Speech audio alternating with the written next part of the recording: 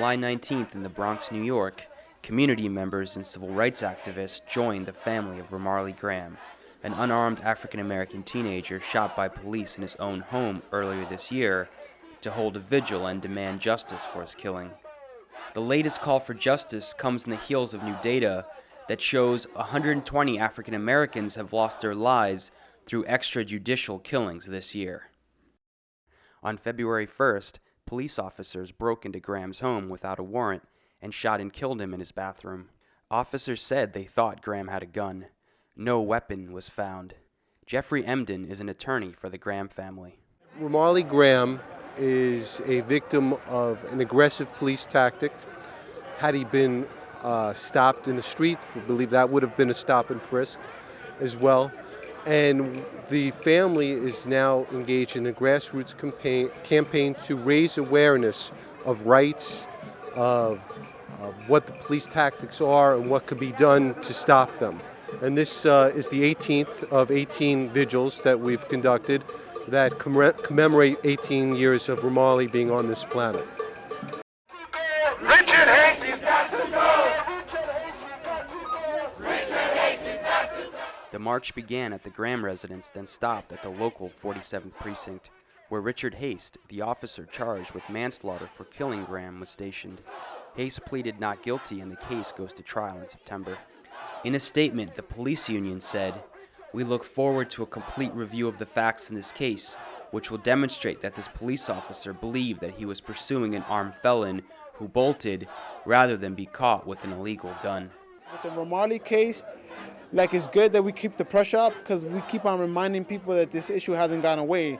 We live at a day and age with the 24-hour news cycle and all that people are used to stories coming in and then disappearing. So you have to keep on reminding the public at large and the media that this is still here, the family is still grieving, and the young black and Latino men are still getting shot. Unarmed black and Latino men are still getting shot and harassed and frisked and you name it.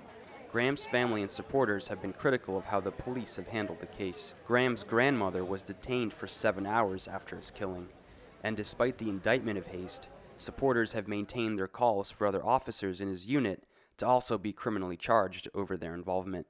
The march ended at the Crawford Memorial Methodist Church, where Graham's mother, Constance Malcolm, addressed the hundreds in attendance and vowed to hold the police accountable for her son's death.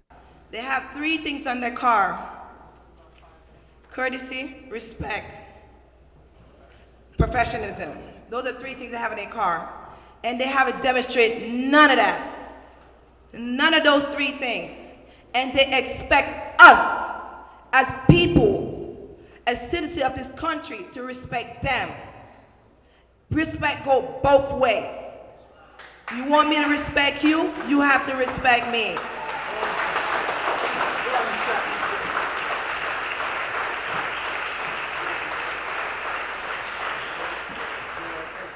Community members, including New York City public school teacher and activist Brian Jones, say the family's resilience has been an inspiration. What's really made this case unique is the way the family has decided to fight. That's important, and that's what has made this case so significant. That the family took their grief and their pain, and instead of just letting it consume them, they decided to come out swinging and fighting for justice. And there's something about the way that they have had the courage and the strength to stand up to the police that has rallied, first of all, their neighbors, and then second of all, activists, and third of all, then other families to their side. Also in attendance were the families of Kenneth Chamberlain Sr. and Chantel Davis, 2 other unarmed African Americans also killed by New York police this year.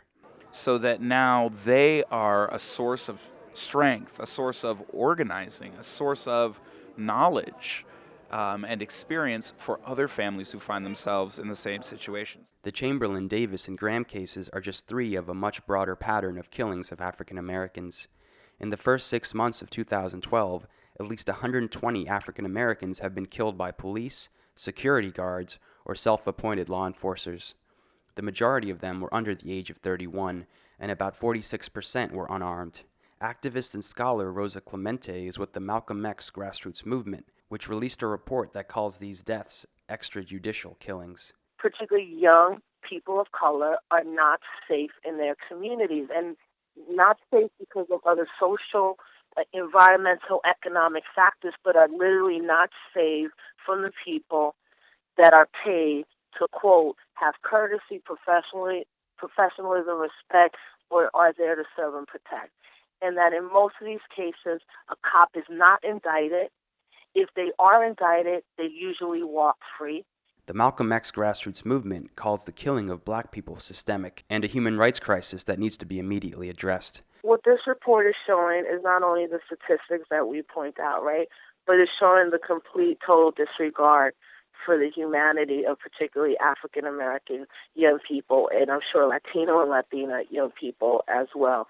It's showing that there is no nationwide outcry against this denial of human rights. This would never be happening in the white community. The group is calling for a national plan of action for racial justice to eliminate white supremacy and institutional racism and promote the self-determination of marginalized communities. And I think people outside of the United States of America would be very surprised to see that in 6 months, 120 African American men, women, and children have been murdered by the police. I think they would also be shocked to find out that in most of these cases, unfortunately, the victim nor the families are going to see justice.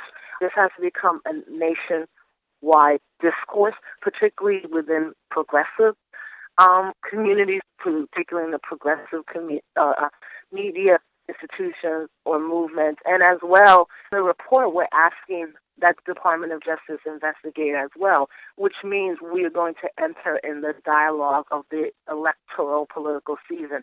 How do we push this forward?